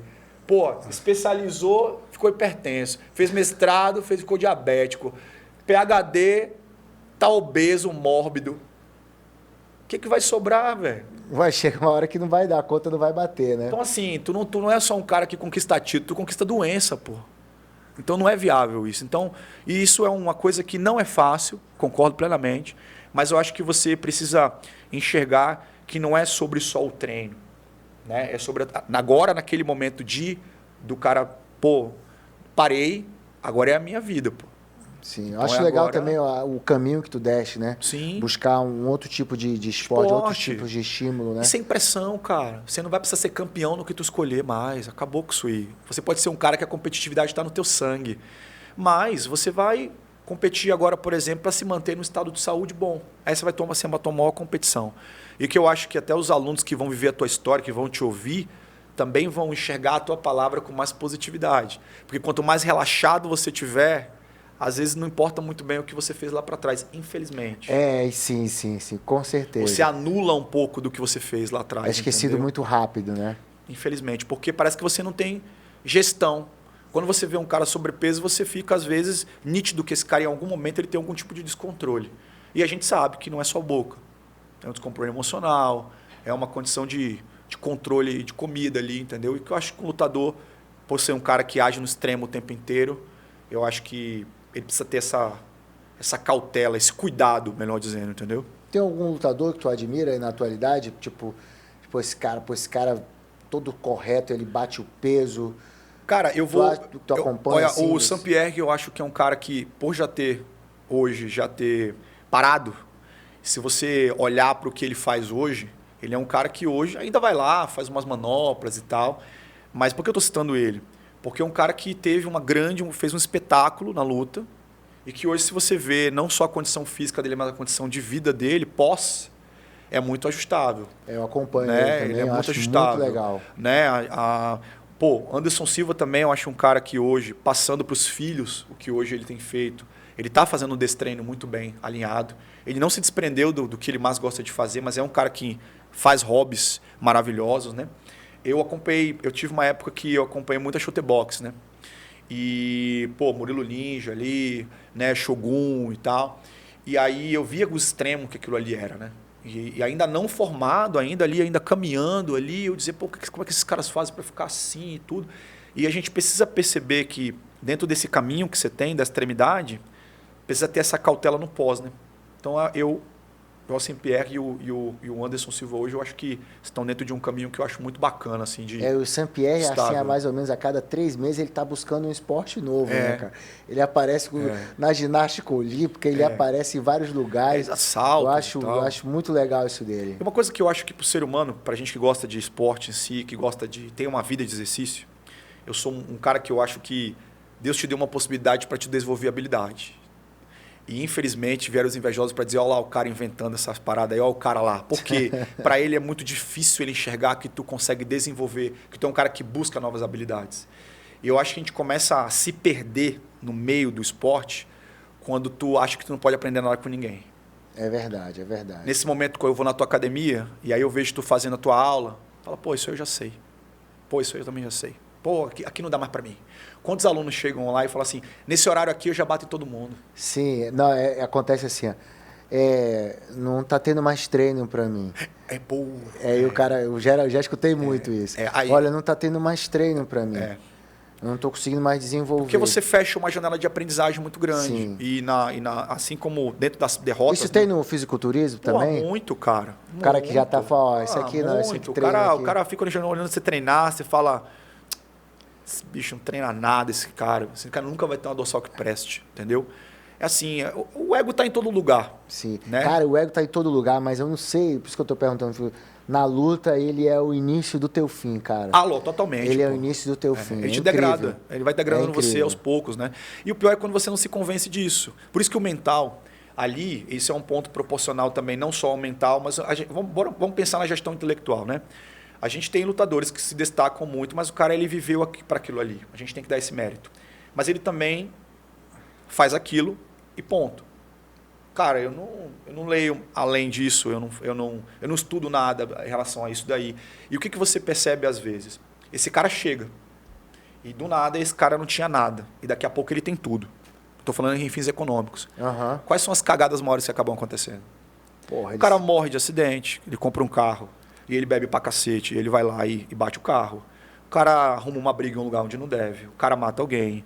Eu não estou dizendo todos, tá? Não é generalizando, pelo amor de Deus. Isso acontece em vários esportes. Mas eu estou falando assim, o quanto que é o poder que você precisa também ter, intelectual e até espiritual, para você conseguir condizer essa subida de nível. Porque senão você chega. Mas quando você chega, o controle teu emocional, nitidamente, se abala muito rápido e não é com luta. É com recursos que se você pudesse, de repente, ter um pouquinho mais, você iria avante. Mas você estraga tudo, né? Infelizmente, às vezes com droga e etc., porque você não tem esse controle literalmente emocional que poderia ser adquirido de uma outra forma. Então, eu acho que é um outro posicionamento que eu acho que em relação à longevidade de grandes atletas, a gente viu isso já com vários atletas, que acabam, pela situação desse desenvolvimento intelectual, serem punidos por uma decisão que, normalmente, uma pessoa que não tem 50% da habilidade deles teria pensado de uma forma diferente, entendeu? Sim, esse descontrole também acontece na fase da aposentadoria também, né, cara? Quando o atleta, às vezes, não tem nem oportunidade de ser treinador e ele adquirir um certo recurso financeiro, sim, e aí ele acaba quebrando, né, cara? Porque ele vai gastando tudo que ele tem, aquela compulsão, vai misturando tudo nessa parte mental. Sim. E aí o que acontece, eu vi até o lutador Durinho falando sobre isso, ele pega e quer voltar da aposentadoria. Ele quer fazer uma luta porque ele está quebrado, ele precisa da grana. E aí é um desastre total. E aí tu entra no síndrome do famoso, né? Sim. Que assim, eu não aceito não ser visto do jeito que eu era visto antes. Você entendeu? Mas eu também não fiz nada para continuar sendo visto. O cara não tem essa autorresponsabilidade, entendeu? O que eu fiz quando eu parei? Eu montei uma escola, eu montei um grupo social, pelo qual ajuda crianças. Você vai ver muitos doutores fazendo isso. Aqui em Manaus tem diversos, né? Doutores que auxiliam dentro dessa proposta. E assim como fora também. Mas o cara ele não fez, então ele quer ser visto sempre por ele. E aí entra aquela situação do ego, eu o tempo inteiro. Quantos impasses a gente já viu com treinadores que se desligaram porque o cara o tempo inteiro é eu o tempo inteiro, entendeu? Então fica ruim, né? E aí, mais uma vez, essa gestão, não só econômica, mas emocional, te despreza tudo, cara. Destrói o que nenhum oponente teu conseguiu destruir. Pois é, né, cara? E no momento que tu achou que já estava tranquila a tua vida... Tava tudo bem, né, cara? Acabou que tu podia fazer tudo e, na verdade, o negócio está indo por água abaixo. Roubado, né, cara? Sim, também tem isso também. Roubado, né? O cara encontra um cara lá que faz um rolo com ele, o cara se perde todo. Então, isso acho que dentro do meio da luta é algo que, ainda assim, dentro dos treinos, assim, precisa ser muito alinhado. Cara, estuda um pouco ali, dá uma olhada, entendeu? Sim, olha esses critérios aqui de uma em Manaus forma. Temos o CC Melk Galvão, que ele está com essa proposta aí também de ensinar os lutadores, né, a viver da luta depois de parar, né? Olha que legal, cara. Não sobreviver da luta, né? Legal. Tá passando essa instrução aí para eles. Agora, eu andei pesquisando lá no teu Instagram, na tua rede social, que eu vejo que tu movimenta bastante, né? A galera aí também que está na internet ligada, segue aí o Dr. Neto, que tem conteúdo muito legal. E assim como eu falei no início da entrevista, ele é um cara que literalmente vive o processo. É por isso que eu chamei ele aqui. Não é um cara que está só do livrinho ali na teoria. Ele vive. A prática é diferente, né, Neto? Totalmente, cara. A prática é diferente. Eu imagino que tu aprendeu várias coisas na faculdade que não tem como empregar na prática. Tem não. Né? Dá pra, com um dá, mas com esse aqui não dá. Você tem que viver o processo para você saber o que está acontecendo. E tu tem um programa de emagrecimento. Tenho, né? sim. Eu achei muito legal a tua proposta. Inclusive, tem o meu grande amigo Edmilson aí, está tendo um sucesso absurdo com o teu programa de emagrecimento. Legal. Dá um toque para a gente também, porque tem muita gente, a nossa audiência, que não é do mundo profissional, que gosta só da luta, de repente está precisando desse toque aí. Legal. Eu vou logo falar um que eu vejo muito claro, tá? As pessoas querem um cara que faça milagre, né? Que é aquele cara que faz... E não entende que tem que ter a disciplina no negócio. Não entende. Que parte do trabalho é ele se esforçar, sair da zona de conforto. Ele acha que tem a dieta milagrosa, né? E não é isso que é o teu programa, né, cara? Não, cara, não. Então, a tua proposta eu vejo que é diferente. Então, conta um pouco pra gente aqui, porque é uma questão de saúde, é importante. Manaus, que tem a maior taxa de obesidade, né, cara, do Brasil. 43,7%. Galera, pelo amor de Deus, brother. É quase 50%. Porra, cria vergonha aí. Vamos treinar, vamos se exercitar. Sobrepeso e obesidade. Cara. Olha só que loucura. Fora as comorbidades, né? Hipertensão, diabetes. Sim. Gente, quando nós montamos a proposta específica de emagrecimento, a gente pensou em alguns critérios. O primeiro critério é de você aprender a comer. E não você receber uma receita pronta, tirada da gaveta, e a pessoa te entregar para você seguir, e você precisa voltar mais magro. Que aí você não aprende, né? Isso é transferência de responsabilidade. Então a gente tem como te ensinar a melhor escolher os alimentos. Isso aí é para você fazer em qualquer lugar que você esteja. Então isso é um ponto estratégico nosso, para que você não fique pensando na perda de peso. Você fique pensando na condição que você vai impor para o seu corpo para eliminar gordura, para ganhar mais massa muscular. Um outro ponto muito interessante lá do estúdio é que nós não temos nenhum tipo de modelo de treino experimental. Entendi. E eu vou te dizer por quê. Porque eu não conheço a pessoa que vai treinar. Como é que você vai prescrever um treino se você não avaliou a pessoa? Então nós seguimos à risca o critério de avaliação para entender como essa pessoa está. Saber exatamente qual o modelo de treino que ela está apta a fazer. Qual, de repente, se ela já teve lesão, se ela precisa tratar um problema postural, qual a avaliação funcional que ela vai fazer. Então, todos esses critérios avaliativos passam mais segurança dentro da prescrição de treinamento. E, óbvio, dentro do mesmo local de trabalho, nós temos a minha avaliação, que é uma avaliação que eu faço também, olhando para a parte de comportamento, que a gente citou muito aqui, entendendo o contexto diário dessa pessoa, o que ela está apta a seguir, quais são as condições financeiras dela para seguir uma boa dieta. Então não existe... Que custa caro, né? Não existe... É um investimento você se alimentar bem, né, e cara? aí esse é um ponto muito interessante. Se você fizer comparações com dietas hoje boas e uma dieta que você pede na rua, você vai ver que hoje você gasta muito mais pedindo comida do que comendo muito melhor. O grande problema é que a adequação, às vezes, do profissional de nutrição é feita de uma maneira exponencial, às vezes não é muito coerente. Então, por que a gente tem que trabalhar essa linha de comportamento e entender o que a pessoa pode? Porque na hora que você prescreve, tem situações financeiras que ela não consegue cumprir. Entendi. Então, e ainda tem um outro ponto. Tem diversas pessoas que lá eu ensino onde tem que comprar. Porque às vezes a pessoa ela quer comprar um alimento que naquele local, naquele ambiente ou naquele bairro é muito mais caro. Então, isso também, às vezes, a gente tenta ensinar. Então, dentro do ambiente do estúdio de treinamento... São vários aspectos, São né, vários cara? aspectos. Não é tão simples, né? Por isso que eu falo que não é uma dieta de gaveta. Porque a gente tem que dar uma orientação para a pessoa entender até como ela está, o que ela é e até onde ela está, ela pode chegar. Porque às vezes a pessoa chega lá e diz assim, cara, eu tenho 40% do percentual de gordura e eu quero ficar definido. Né? Aí eu pergunto, o conceito de definição para você é o quê? É o músculo mais aparente, a fibra muscular aparente? Você tem que descer aí para 15% de percentual. Então, são exatamente 25 quilos de gordura a menos que você tem que perder.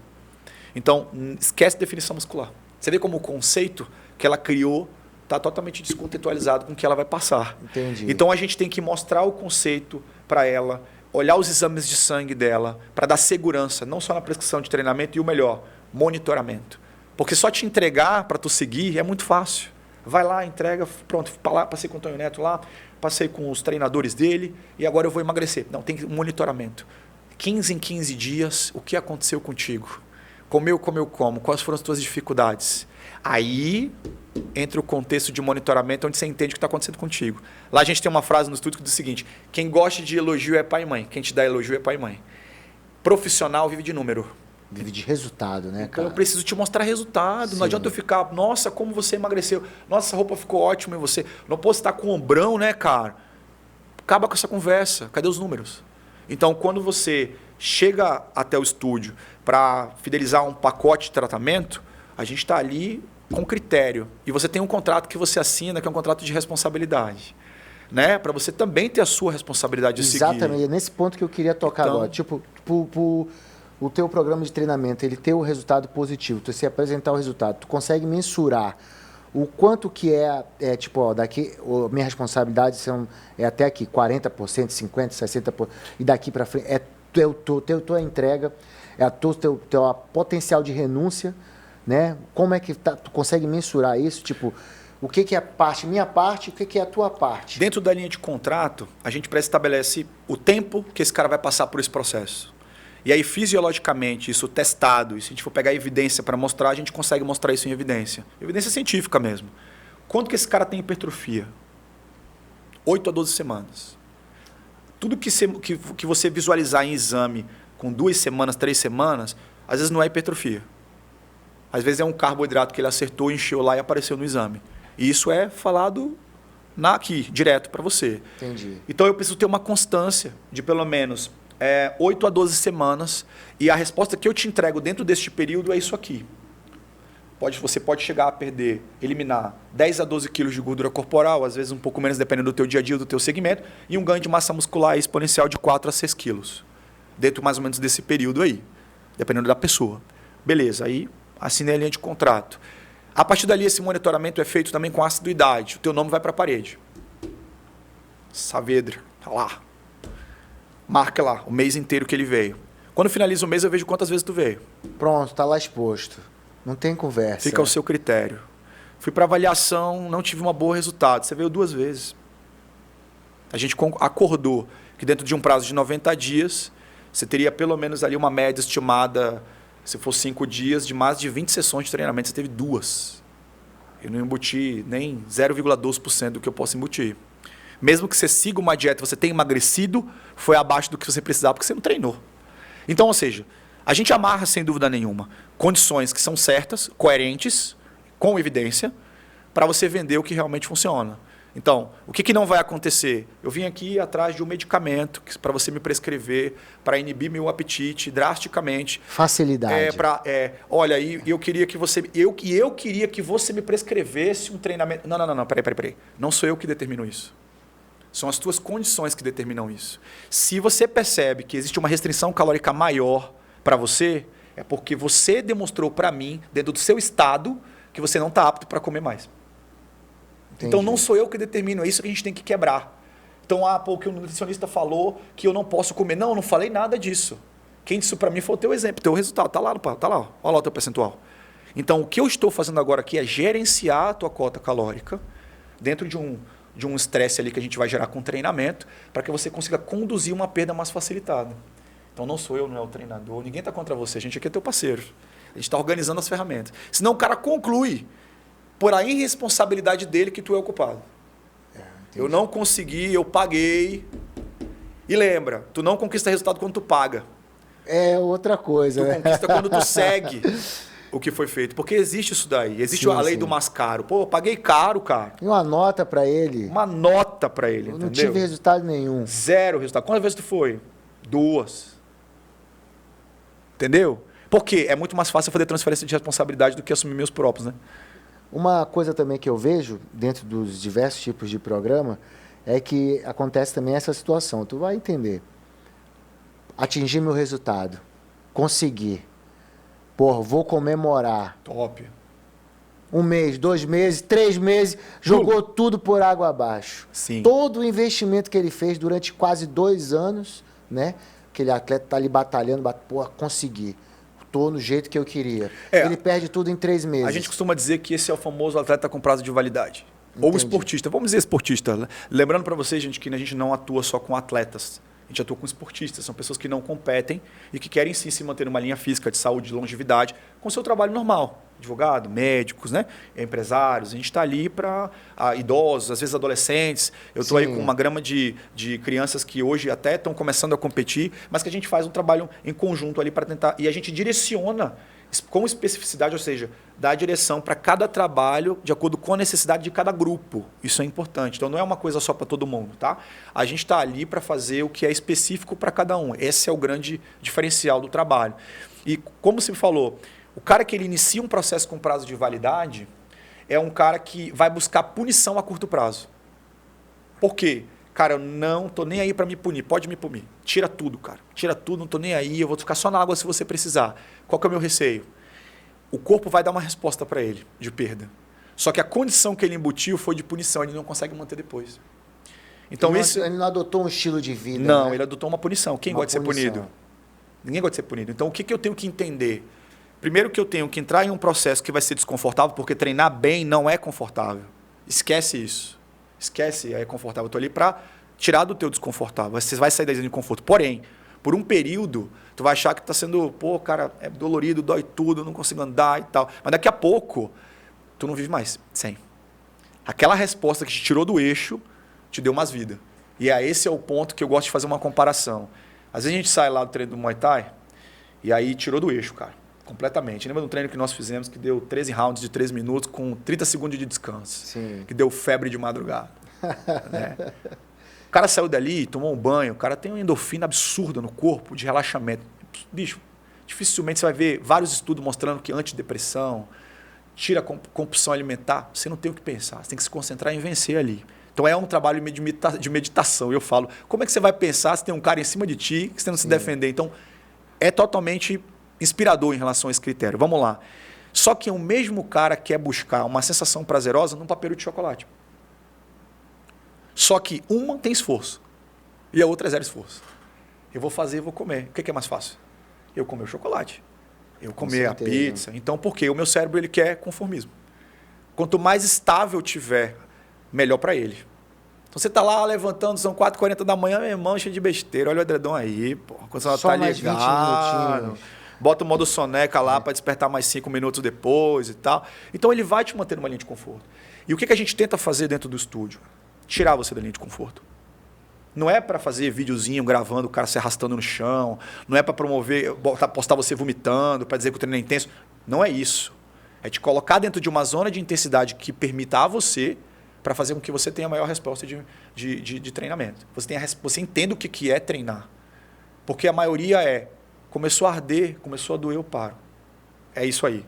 A maioria, infelizmente, é desse jeito. E a gente tenta olhar para cada critério, né, para cada grupo que a gente vai atender, seja um idoso, dentro do que ele pode, levar ele para uma intensidade correta, com segurança, para que ele tenha a melhor resposta. Porra, excelente explicação. Com certeza atraiu a atenção de muita gente aí da nossa audiência. E dentro dos teus alunos, né, cara, não poderia deixar de não mencionar aqui, né? Tu tem aí o governador Wilson Lima, né, que eu acompanho lá a chegada dele na academia. E não vamos falar de política, eu citei só o cargo dele. Sim, lógico. Vamos falar aqui do Wilson Lima. Sim. Para mim, o cara muito disciplinado. O cara tá todos os dias de madrugada treinando. Todos os dias. Né? Então, ele tá entrando nessa parte aí dele, tá adotando um estilo de vida. Totalmente. Né? Porque ele já tá, ele chegou lá de um jeito, ele tá num outro shape, outro astral ali quando ele chega, uma né, linha cara? completamente diferente. Então, ele tá muito forte no teu programa, né? Ele já tem uma linha de atendimento por um período longo, mas de treinamento especificamente, com o método que eu construí, né? Com o método que ele eu já construí. tinha um lastro de esporte ou não? Já tinha, sempre gostou, né? Sempre gostou, gosta muito do futebol, ele gosta de outros esportes, né? Mas a musculação em si foi para realmente capacitar não só a rotina corrida que ele tem dentro do trabalho que ele exerce, não só dentro do estado, mas fora também. E a gente sabe não só do estresse emocional que é gerado, do estresse, da pressão que é feita em relação à situação de cargo. E a gente também entende que, de alguma maneira, se perde em relação a válvulas de escapes que são mais fáceis.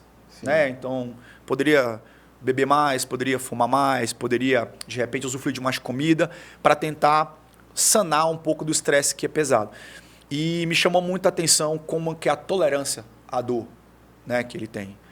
No sentido de eu vou até o final, eu vou até onde eu posso, eu não falto, entendeu? E isso é uma coisa que demonstra muito bem quem é ele como pessoa em relação a se empoderar e enfrentar os problemas. Isso é um diferencial que poucas pessoas sabem, conhecem.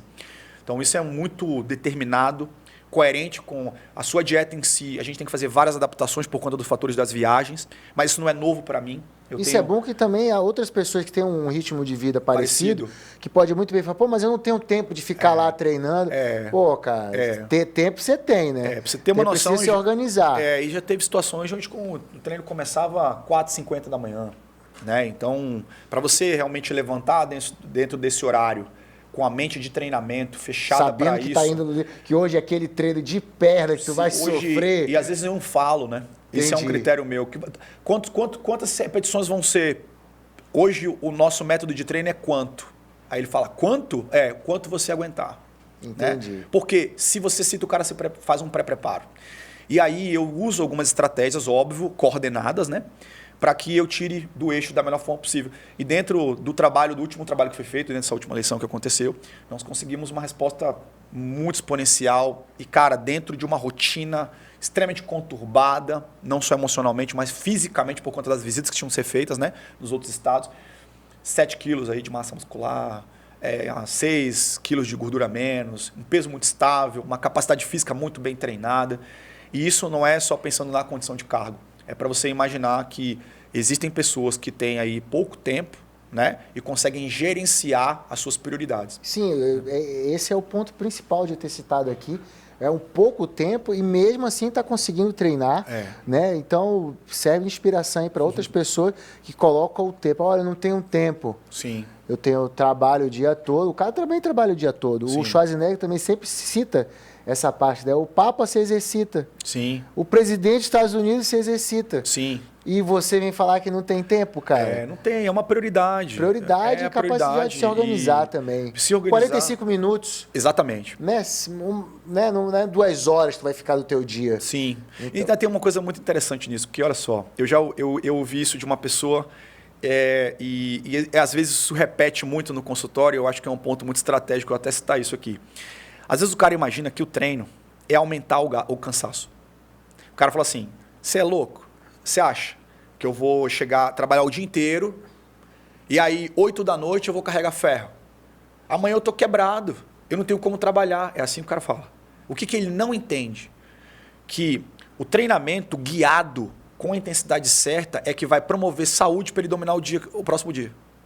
É o inverso. É o inverso, né? É o inverso. Ele acha que é somatório. Eu vou pegar todo o meu estresse diário, ainda vou treinar, tá? Pô, tu é louco?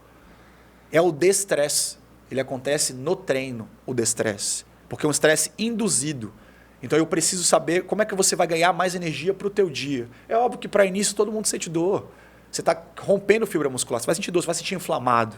Mas daqui a pouco você vai saber que você acorda diferente quando você treina. Sim. Entendeu? E é esse o viés do estilo de vida, esse é o viés de te estimular o cara. E o que faz com que pessoas não só como o governador, assim como outras pessoas que eu tenho lá, que eu dou essa atenção, conseguem dar essa resposta. Hoje, se eu pudesse, eu dava treino para muitas outras pessoas, mas eu tenho uma rotina de consultório, graças a Deus, muito corrida. A gente precisa ter uma noção, eu tenho situações que eu treino, já aconteceu de eu voltar para a academia às 11 da noite, para voltar, para dar o meu treino só, pisar ali no chão, né? Para dar ali, o pessoal dizer, pô, não, cara, porque para mim ajuda a dormir, né? Eu, graças a Deus, tenho uma esposa que entende isso, porque nem todas as esposas entendem isso. Falam, não, eu preciso realmente... Eu já vi situação, até tu treinando com o teu filhinho, botar um bercinho ali, né? Já. Não tem com quem deixar, vai treinar no sábado. E o moleque vai para lá, a gente colocava, né? Na pandemia isso aconteceu, a gente diversas vezes foi treinar e levou o chiqueirinho lá, o moleque ficou lá assistindo o Bita, e eu fiquei diversas vezes ouvindo o Bita lá para você ver a minha concentração no treino lá e o Bita rolando na máquina. Então eu acho que isso é uma condição, cara, muito... Hoje ele chega a me perguntar, né? Ele fala a rotina, ele fala, você acorda às 5 da manhã, você vai para o seu trabalho, você volta para me deixar na escola, e aí à noite você treina e me pega na vovó.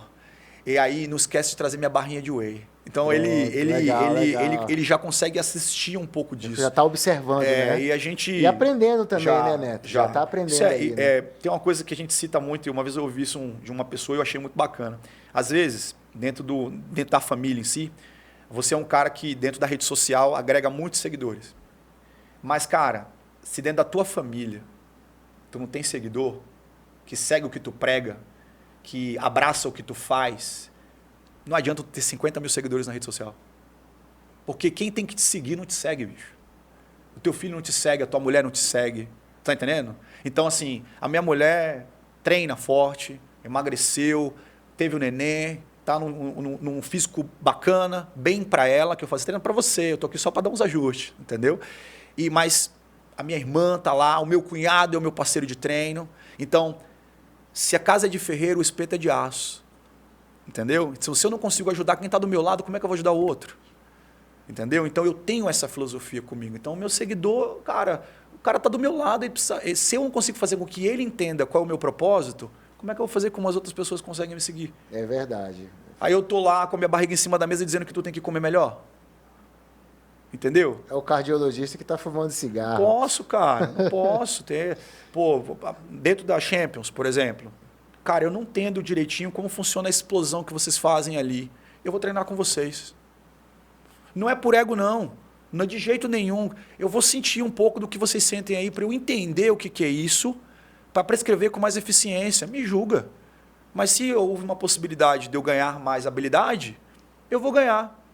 Quem vai se entusiasmar, quem vai ficar chateado com isso, é o cara que se acha menos, mas isso é um problema dele. Sim, sim. E isso acontece muito em todos, né? O cara se sente incomodado. E hoje é uma coisa que eu acho muito interessante, que as pessoas julgam as outras por tu produzir.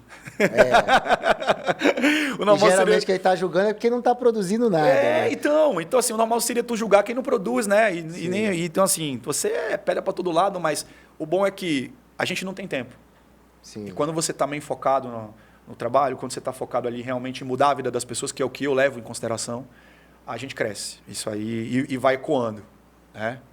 Então, isso é muito bom. Neto, a gente está entrando na reta final do programa. Te agradecer. Né? Não Lógico. Foi uma entrevista, foi uma aula. Uma aula que você teve aqui no programa Hora da Luta. Show. E deixar aí com você as considerações finais. Lógico. Fica à vontade aí, falar o que tu bem entender. Maravilha, maravilha. Mestre, mais uma vez agradecer não só aí todos os telespectadores nossos, né? As pessoas que vão aí, sem dúvida nenhuma, somar com o teu programa, te parabenizar aí, que eu tenho visto grandes entrevistas, tenho visto uma didática incrível. Eu também tenho que te dizer que a tua evolução nisso foi surreal. Eu acompanho desde a pandemia, eu lembro que você estava começando a fazer os vídeos. Sim. Ali no tatame, ali no dojo, cara, isso está crescendo exponencialmente. Dizer para você continuar sempre com os convites, o quanto que você está dissipando informação, o quanto que você inspira as pessoas, não só como mestre do Muay Thai, mas também como pessoa, como um cara de experiência. E agradecer a parceria aqui. A maioria sabe, inclusive, que eu estou lá dentro, eu moro na Champions Factory e eu adoro a dinâmica disso tudo. A gente uma vez brincando falou que louco atrai louco, né? Sim, e sim. Isso é uma coisa muito exponencial. Eu estou ali para todas as pessoas, né, que me procuram. Né, para quem é de Manaus, estamos ali na rua Rio Madeira, e então é fácil de conseguir a gente coordenar isso, porque a gente tem uma união muito forte, um diálogo muito potente em prol aí do crescimento de todos, dos alunos, dos atletas, e isso acho que faz um grande diferencial. E isso é de ser humano. Eu não acredito que você pode ser um bom profissional sendo um péssimo ser humano. Então, a gente corre aí para se desenvolver como ser humano, para agregar mais no profissional. E agradecer a presença, meu amigo, principalmente o convite, nada mais justo aí, agradecer o convite. Muito obrigado. O convite foi meu, mas a sugestão foi da nossa audiência, né? Show. Queria aprender um pouco mais aí sobre o corte de peso. Bacana. Então é isso. Obrigado. Valeu, meu irmão. Obrigado aí pela presença. Tamo junto. Tamo junto. É isso aí, pessoal. Fechando aí mais um episódio do programa Hora da Luta. Fica ligado aí nos próximos episódios. Espero que você tenha gostado dessa verdadeira aula. Aula aqui de corte de peso só no programa Hora da Luta. Ossa!